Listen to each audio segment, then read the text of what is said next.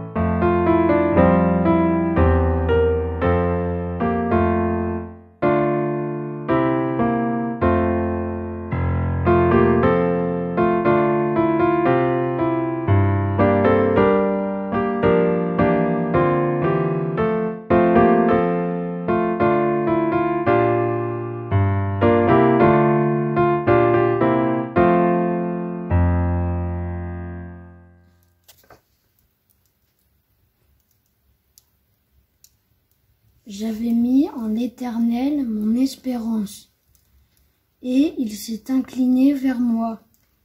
Il a écouté mes cris. Il m'a retiré de la fosse de destruction, du fond de la boue, et il a dressé mes pieds sur le roc, il a affermi mes pas. Il a mis dans ma bouche un cantique nouveau, une louange à notre Dieu. Beaucoup l'ont vu et ont eu de la crainte. Ils se sont confiés en l'Éternel. Heureux l'homme qui place en l'Éternel sa confiance et qui ne se tourne pas vers les hautains et les menteurs.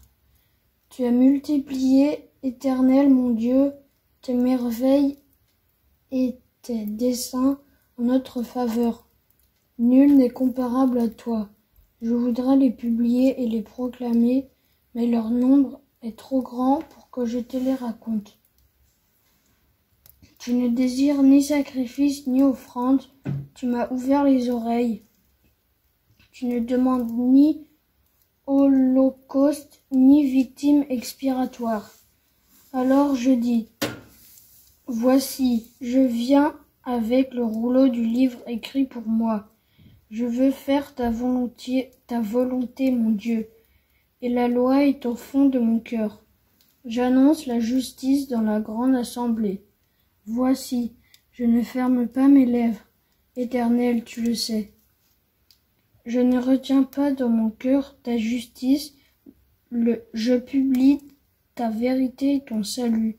Je ne cache pas ta bonté et ta fidélité dans la grande assemblée. Toi, Éternel, tu ne me refuseras pas. Tes compassions, ta bonté et ta fidélité me garderont toujours, car des maux sans nombre m'environnent. Le châtiment de mes iniquités m'atteignent, et je ne puis en supporter la vue. Ils sont plus nombreux que les cheveux de ma tête, et mon courage m'abandonne. Veuillez me délivrer, ô Éternel. Éternel, viens en hâte à mon secours. Que tout ensemble, ils soient honteux et confus, ceux qui en veulent à ma vie pour l'enlever, qu'ils reculent et rougissent, ceux qui désirent ma perte, qu'ils soient dans la stupeur par l'effet de leur honte, ceux qui me disent ha ha, que tous ceux qui te cherchent soient dans l'allégresse et se réjouissent en toi, que ceux qui t'aiment ton salut disent sans cesse, exalté soit l'Éternel. Moi je suis pauvre et indigent, mais le Seigneur pense à moi. Tu es mon aide et mon libérateur. Mon Dieu, ne tarde pas. Amen. Chantons le cantique 41, 35 en entier. Nous t'adorons, nous t'aimons, Seigneur.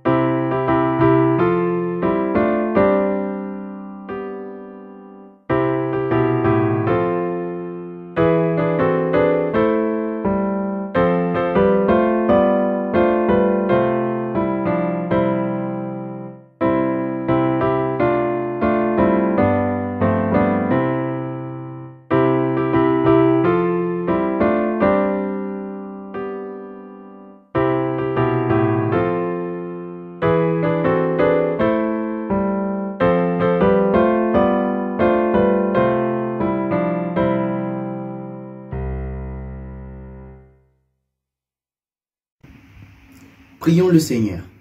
Seigneur notre berger, nous nous sommes égarés loin de toi, comme de brebis perdues. Et seuls, jamais nous ne pourrions te retrouver. Mais c'est toi, Seigneur, qui nous cherches. Depuis le commencement, ta voix nous appelle en Jésus-Christ. Tu nous as rejoints. Là, Seigneur, est notre certitude. Là est notre espérance de n'être plus séparés de toi. C'est pourquoi, Seigneur, avec confiance, nous implorons ton pardon par Jésus-Christ notre frère, notre ami. Amen.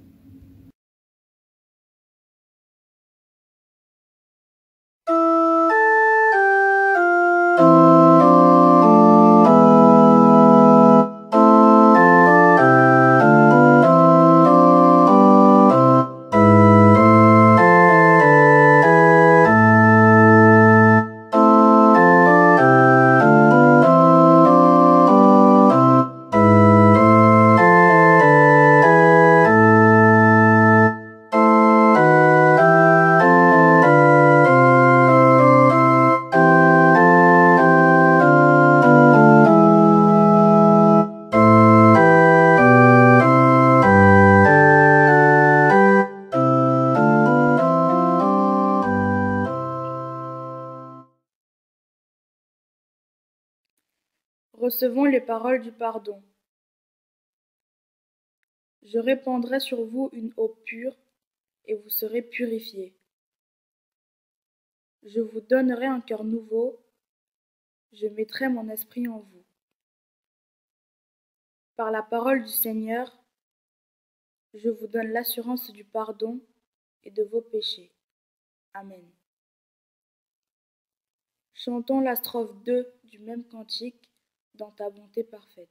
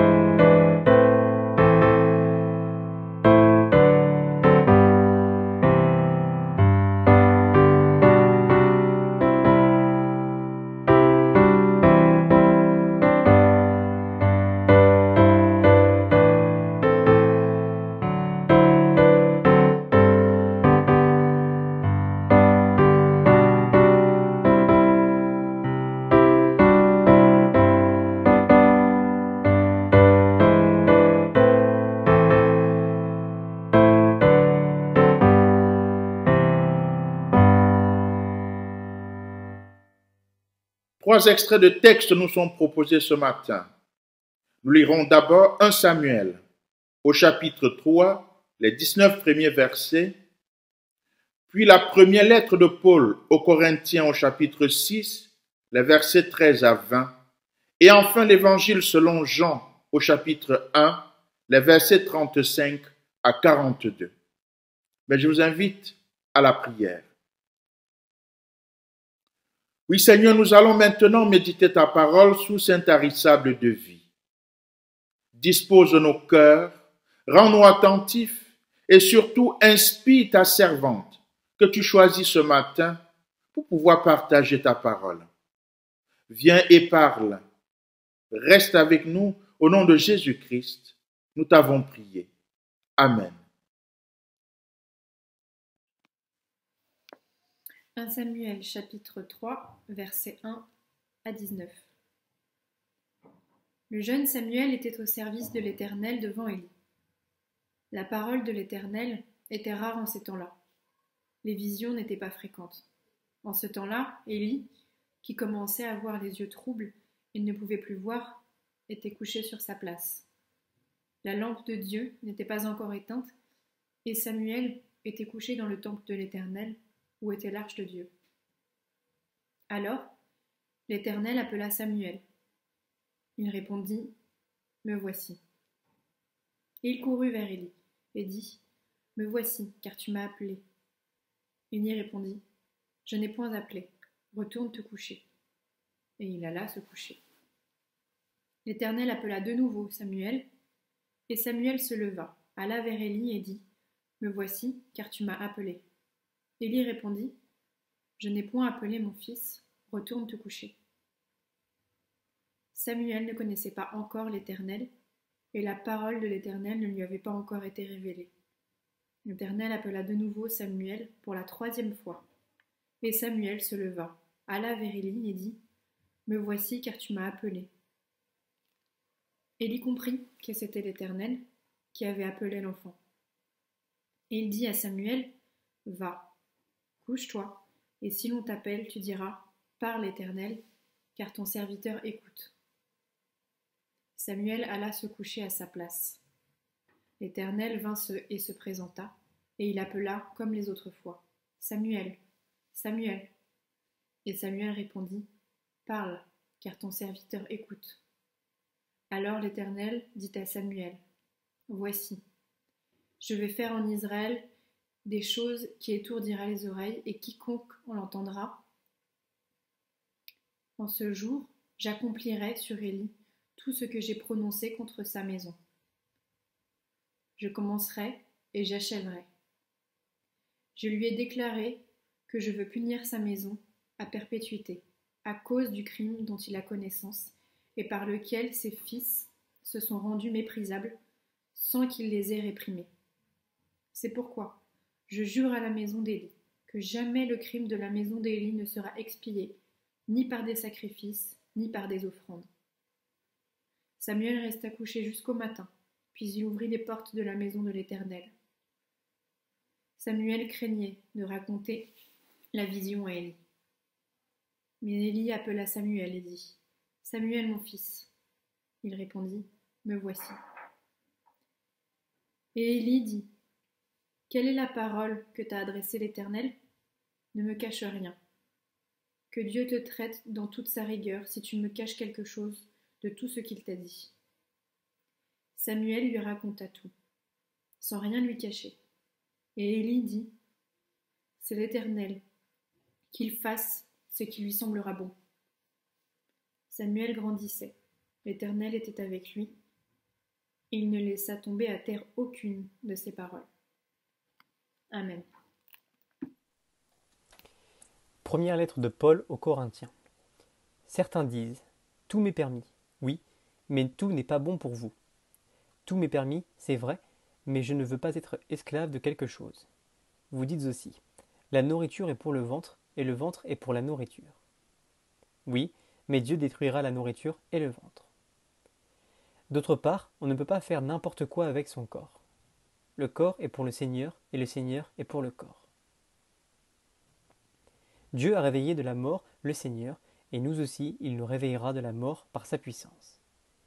Vos corps font partie du corps du Christ. Vous ne savez donc pas cela ? Eh bien, est-ce que je vais prendre une partie du corps du Christ pour en faire une partie du corps d'une prostituée ? Sûrement pas. Celui qui s'unit à une prostituée devient avec elle un seul corps. Vous ne savez donc pas cela ? En effet, les livres saints disent « Les deux deviendront comme une seule personne ». Mais celui qui s'unit au Seigneur dans son cœur devient comme une seule personne avec lui. Évitez à tout prix de faire n'importe quoi avec votre corps. Tous les autres péchés que les gens peuvent commettre sont à l'extérieur du corps. Mais si quelqu'un fait n'importe quoi avec son corps, il fait quelque chose de mal contre son corps. Vous le savez, votre corps est le temple de l'Esprit Saint. Cet esprit est en vous, et Dieu vous l'a donné. Vous ne vous appartenez pas à vous-même. Dieu vous a acheté très cher pour vous rendre libre. Alors, rendez gloire à Dieu par votre corps. Amen. Et voici le témoignage de Jean. J'ai vu l'Esprit Saint descendre du ciel comme une colombe, et il est resté sur Jésus. Moi, je ne le connaissais pas. Mais Dieu qui m'a envoyé baptiser dans l'eau, c'est lui qui m'a dit « Tu verras l'Esprit Saint descendre et rester sur un homme. » Et c'est lui qui baptise dans l'Esprit Saint. Moi, j'ai vu et j'en suis témoin. Cet homme-là, c'est le Fils de Dieu. Le jour suivant, Jean est là, de nouveau, avec 2 de ses disciples. Il regarde avec attention Jésus qui passe et il dit « Voici l'agneau de Dieu ». Les 2 disciples de Jean entendent ces paroles et ils suivent Jésus. Jésus se retourne, il voit que les disciples le suivent et il leur demande « Qu'est-ce que vous cherchez ?» Ils répondent « Rabbi, où est-ce que tu habites ?» Le mot rabbi veut dire maître. Jésus leur répond « Venez et vous verrez ». Ils viennent, ils voient où Jésus habite et ils restent avec lui ce jour-là. Il est environ 4 heures de l'après-midi. L'un des 2 hommes qui ont entendu les paroles de Jean et qui ont suivi Jésus s'appelle André. C'est le frère de Simon-Pierre. André rencontre d'abord son frère, Simon, et il lui dit « Nous avons trouvé le Messie ». Le mot Messie veut dire Christ. Il conduit Simon auprès de Jésus. Jésus regarde Simon avec attention et il lui dit « Tu es Simon, le fils de Jean, tu t'appelleras Céphas ». Ce nom veut dire Pierre. Amen.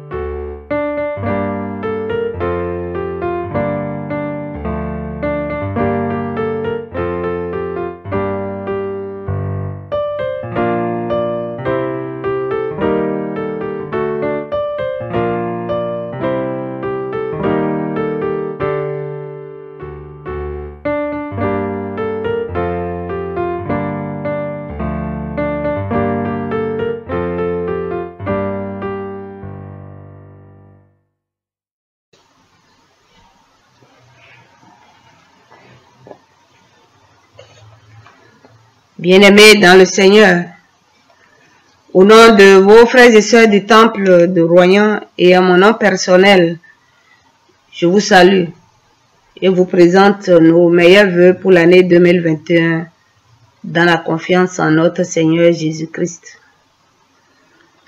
Je voudrais aussi remercier le Conseil presbytéral et votre pasteur qui ont permis cet échange de chair que nous pouvons réitérer si possible.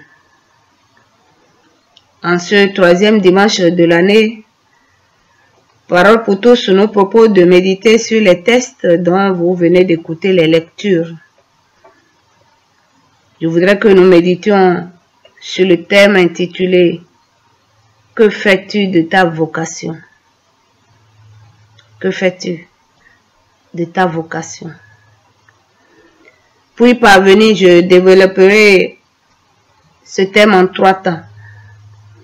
D'abord, voir avec vous ce que c'est que la vocation. Ensuite, voir ce que nous disent les textes du jour par rapport à ce thème et ses implications possibles. Et enfin, voir ce que nous pouvons retenir, nous, pour notre vie. C'est quoi une vocation? Le mot vocation vient d'un verbe vocare, un verbe latin qui signifie appeler, inviter, interpeller. Le terme vocation est principalement consacré pour marquer la faveur que Dieu accorde à une personne de répondre à son appel à le servir, soit comme pasteur, religieux.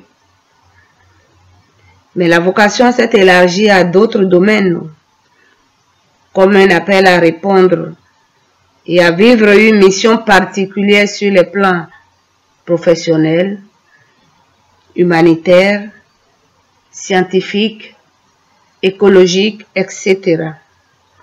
Toutefois, quel que soit le domaine de la vocation, elle peut faire peur. Et elle fait peur. Parce que l'appelé peut sentir ne pas être à la hauteur de la mission qu'on lui confie. Et pourtant, pour nous chrétiens, c'est Dieu qui accorde la capacité de faire à ses enfants qui acceptent la mission et lui font confiance sans mérite de leur part. C'est ce que Calvin appelle la grâce particulière. Grâce particulière en tant que faveur ou bonté que Dieu offre sans mérite ni compensation de la part de l'homme. L'apôtre Paul dira dans Éphésiens 2, verset 8, je cite, « C'est par la grâce que vous êtes sauvés, par le moyen de la foi. Et cela ne vient pas de vous, c'est le don de Dieu. » Fin de citation. Cette grâce particulière, bien aimée, est différente de la grâce générale que Dieu accorde à tous les hommes. Oui, Dieu accorde à nous tous la vie, la respiration et toutes choses. Mais cette grâce ne conduit pas à la foi. Par contre, à ceux qui acceptent son appel, son invitation, Dieu accorde des faveurs particulières qui recouvrent, entre autres, la confiance, la sanctification, le service, le témoignage, etc. Les textes du jour reviennent sur un certain nombre de ces dimensions de la faveur particulière de Dieu que nous allons faire ressortir. Que nous disent alors les textes du jour et quelle implication possible par rapport à ce thème de la vocation. 1 Samuel chapitre 3, les versets 1 à 19 que nous avons lus, nous parle de la réponse positive de Samuel à l'appel de Dieu. L'action se passe à Silo, à une trentaine de kilomètres de Jérusalem. C'est au 9e siècle avant Jésus-Christ. C'était aussi au temps des juges où la parole de Dieu était devenue rare à cause de la corruption de tout le peuple. Même les enfants d'Élie le prêtre profanaient le sanctuaire par leur comportement irrespectueux et leur père n'a pas pu les ramener à l'ordre. Que Dieu ait pitié de nous. Sous le toit d'Élie vivait également le petit Samuel. Samuel dont le nom signifie Dieu a entendu ma prière. Samuel n'est pas issu d'une famille sacerdotale. Il est le fils simplement de l'exaucement de la prière d'Anne, sa mère. Oui, stérile, Anne a prié Dieu de lui donner un fils qu'elle lui prêtera pour toujours. Ce qu'elle a fait. Pour Anne bien-aimée, la naissance de Samuel est un cadeau, c'est un don qu'elle va recevoir de lui, mais elle ne va pas le garder pour elle toute seule. Anne remet Samuel son cadeau à Élie pour servir Dieu. Ici, nous sommes en présence d'une vocation adressée par l'intermédiaire d'une autre personne, un parent. Mais nous verrons après que Dieu va confirmer cette vocation. D'ailleurs, des années après, Dieu appelle Samuel, qui ne le connaissait pas encore personnellement, et ne l'avait jamais entendu parler depuis son séjour chez Élie. Et donc cette nuit-là, en entendant l'appel de son nom, Samuel, Samuel, il avait cru que c'était Élie qui l'appelait. Et à 3 reprises, il a couru vers Élie pour l'écouter. C'est alors qu'Élie a su que c'était Dieu qui l'appelait. Et Élie lui a communiqué ce qu'il fallait répondre. Parle, car ton serviteur écoute, lui dit Élie. 1 Samuel chapitre 3, verset 9. S'il y a un bien-aimé ici que la vocation est d'abord liée à l'écoute. Oui, l'écoute de tout ce que nous lisons, l'écoute de tout ce que nous entendons, de tout ce qu'on nous dit, l'écoute de ce que nous voyons, l'écoute de tout ce qui peut nous rejoindre d'une façon ou d'une autre, dans notre intimité, dans notre intelligence, dans notre raisonnement, mais aussi dans notre cœur. L'écoute.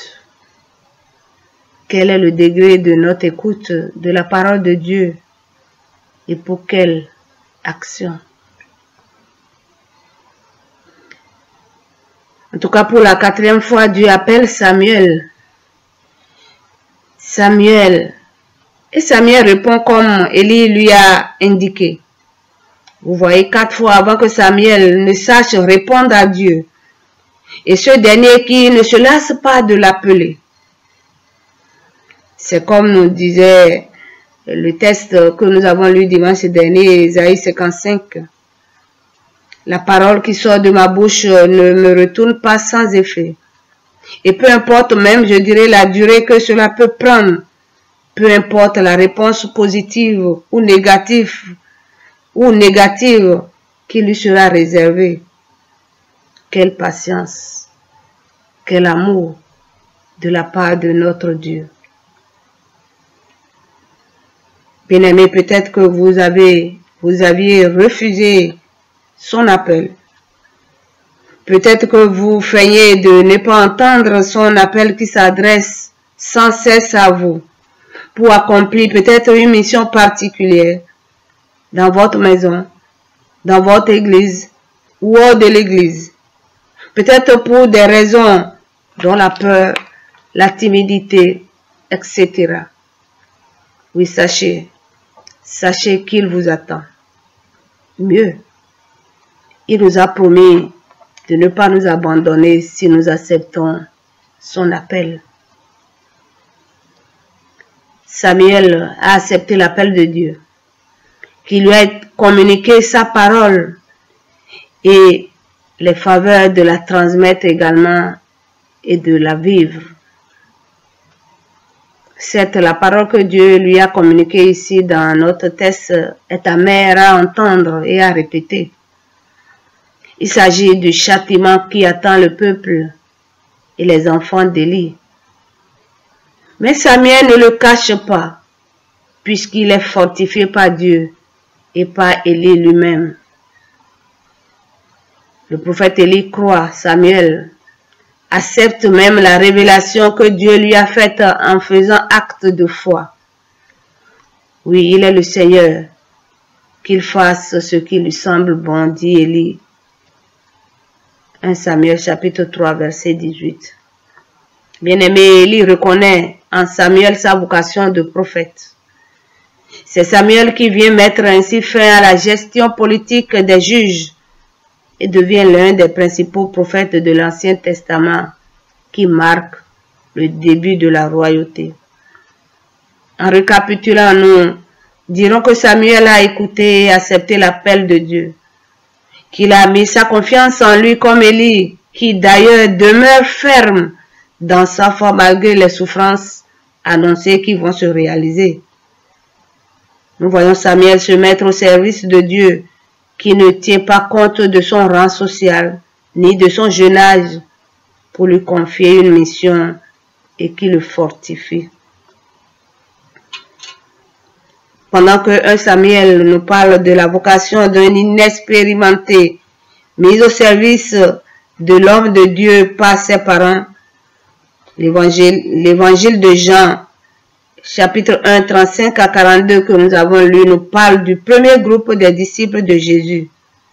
Il nous parle des adultes qui ont décidé eux-mêmes, après avoir écouté, après avoir entendu, après avoir vu, de suivre Jésus et de mettre en pratique son enseignement. Nous assistons dans ce passage à une sorte de passage de relais dans l'appel. Dieu a appelé Jean-Baptiste pour préparer le chemin de Jésus, l'agneau de Dieu, qui ôte le péché du monde, et le montrer au peuple. Les disciples de Jean l'abandonnent pour suivre Jésus. Et Jean-Baptiste n'en fait pas une histoire. Mieux, il dira, il faut que lui, Jésus, croisse et que lui, Jean-Baptiste, diminue. Quelle humilité de la part de Jean-Baptiste. Jésus lui-même exhortera ses disciples dans ce sens. Vous de même, lorsque vous aurez fait tout ce qui vous a été ordonné, dites, nous sommes des serviteurs inutiles. Nous n'avons fait que ce que nous devrions faire. Luc 17, 10. Revenons à notre évangile. Nous voyons que la chaîne d'appel se poursuit. Après Jean-Baptiste, ce sont les deux disciples qui l'ont quitté et qui vont à leur tour chercher leur frère et les amener à Jésus. Ils ont témoigné, partagé, ils ont communiqué et transmis ce qu'ils ont reçu. Et la chaîne a continué jusqu'à vous et moi. Que retenir, bien-aimé, de ce thème? Que fais-tu de ta vocation? Comme nous le voyons, les textes proposés pour notre méditation nous rappellent aujourd'hui notre vocation individuelle et communautaire. Vous n'êtes pas sans savoir que l'Église, c'est le rassemblement de ceux qui sont appelés pour une ou des missions dans l'Église et dans le monde. Tu es un appelé. Tu es une appelée. Nous sommes des appelés. Mais à quoi sommes-nous appelés? À quoi es-tu appelé dans ta vie, dans ton foyer, dans ton église et hors de l'église? Bien-aimés, nous pouvons faire le point. Si je sais ce à quoi je suis appelé, tant mieux. Mais est-ce que je suis toujours sur le chemin de ma vocation? Et si nous ne le savons pas, eh bien, ce n'est pas grave non plus. Nous n'avons qu'à demander à Dieu, notre Dieu qui est patient et amour, et être à son écoute pour qu'il nous la révèle de nouveau. Bien-aimés, notre présence dans ce temple, pour vous qui êtes là présents, et vous qui nous suivez par Internet, est peut-être le cadeau d'un appel direct de Dieu, d'un témoignage de la part des parents, des amis, ou bien d'une transmission, etc. Oui, ce cadeau bien-aimé, ne le gardons pas pour nous seuls. Les textes bibliques du jour nous ont montré que tous les moyens sont bons pour transmettre. Oui, certes, Élie n'avait pas réussi à transmettre sa foi et la sanctification à ses enfants, mais il a réussi avec Samuel. Puisqu'Élie n'a pas réussi avec ses enfants, est-ce pour autant une raison pour nous de nous taire? Non. Je voudrais terminer avec ce cantique méthodiste qui dit ceci. Écoute la voix de Jésus qui appelle sans cesse. Cette voix qui dit, la moisson est grande, qui ira pour moi travailler, qui répondra avec joie, me voici, envoie-moi.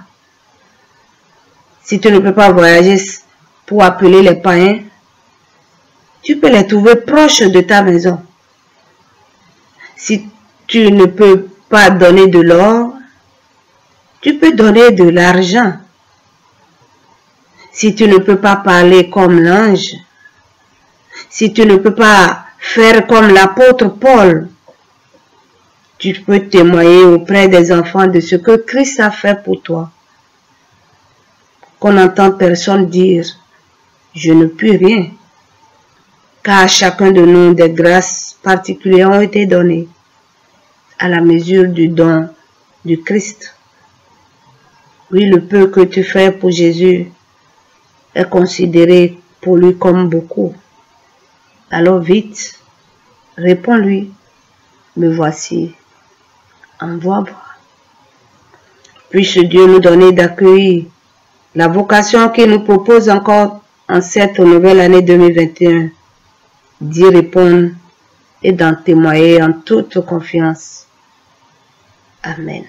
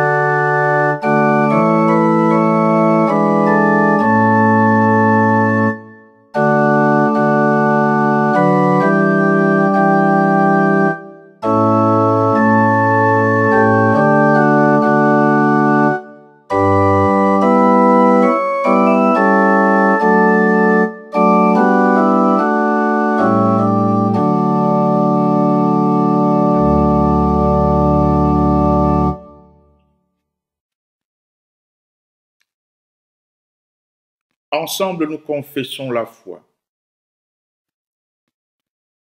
L'homme n'est pas seul. Il vit dans le monde qui appartient à Dieu.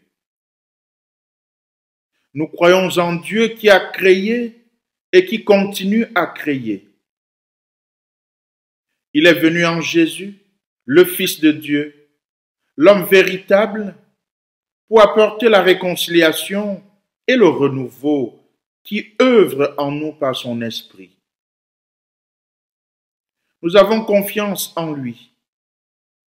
Il nous appelle à être son Église, pour célébrer sa présence, pour aimer et servir autrui, pour rechercher la justice et résister au mal. Nous proclamons son royaume, dans la vie, dans la mort, dans la vie après la mort, il est avec nous. Nous ne sommes pas seuls, nous croyons en Dieu. Amen. Et nous chantons, je crois et j'espère.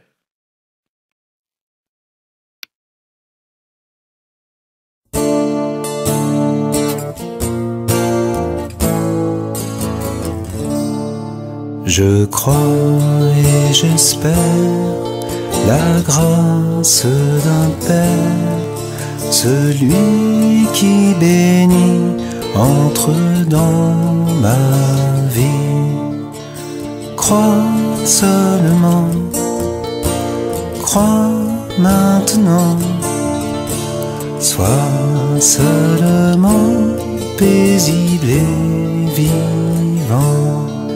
Je crois et j'espère Jésus comme un frère, un regard d'ami posé sur ma vie. Crois seulement, crois maintenant, sois seulement paisible et vivant.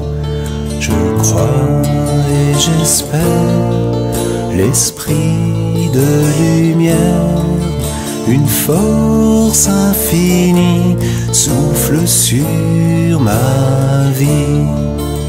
Crois seulement, crois maintenant, sois seulement paisible et vivant.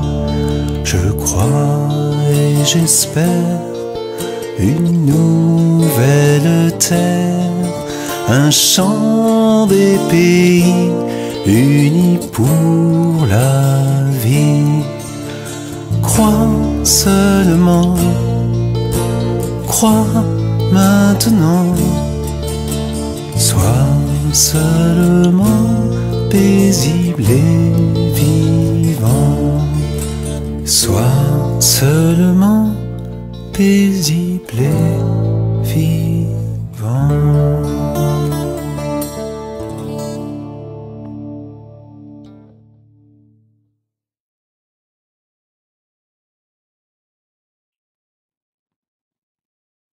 Prions les uns pour les autres.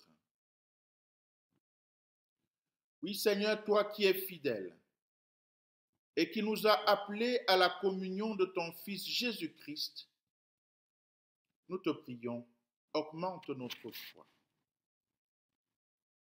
Aide-nous à te faire confiance au-delà de nos doutes, au-delà de nos difficultés, pour que nous puissions te louer d'un cœur sincère et plein de joie, pour que nous puissions proclamer ton nom et dire et partager la grâce que tu nous as manifestée en Jésus-Christ.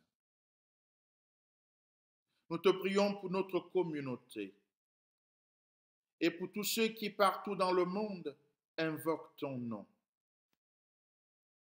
Nous te prions pour tous ceux qui te cherchent, pour tous ceux qui sont dans la souffrance physique ou morale, pour tous ceux qui sont seuls.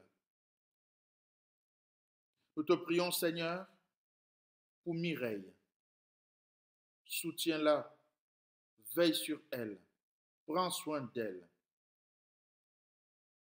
Pour les malades, souviens-toi, Seigneur, de Oscar Djangwa, de Rebecca Bowat, de Marie Mouyenga, de Régis et Marie-Rose Simon. Souviens-toi de Jeannette et Daniel Foucault, de Jeannette Fortin, de Christian Fourré. Garde-les en ta présence, accorde-leur la santé, Seigneur. Nous te rendons grâce pour Victorine, pour ce temps de témoignage qu'elle a porté au plus profond d'elle. Écoute sa prière et veille sur elle.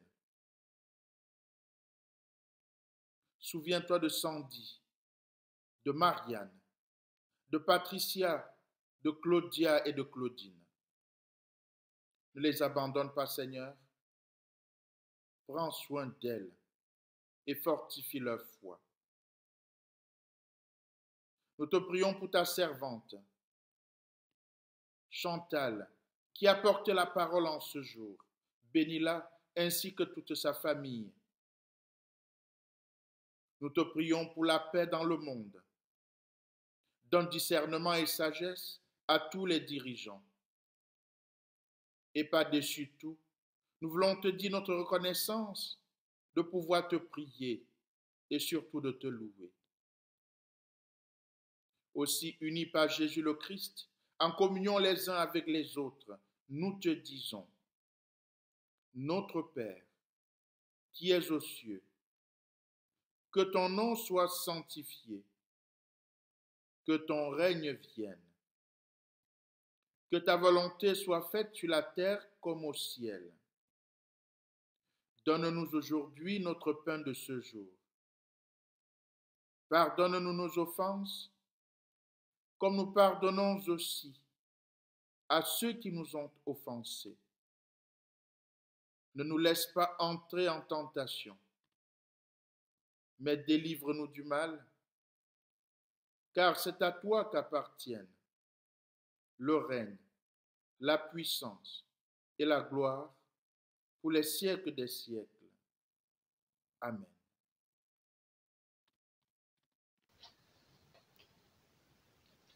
Bien-aimés dans le Seigneur, écoutons les mots d'envoi et recevons la bénédiction de la part de Dieu.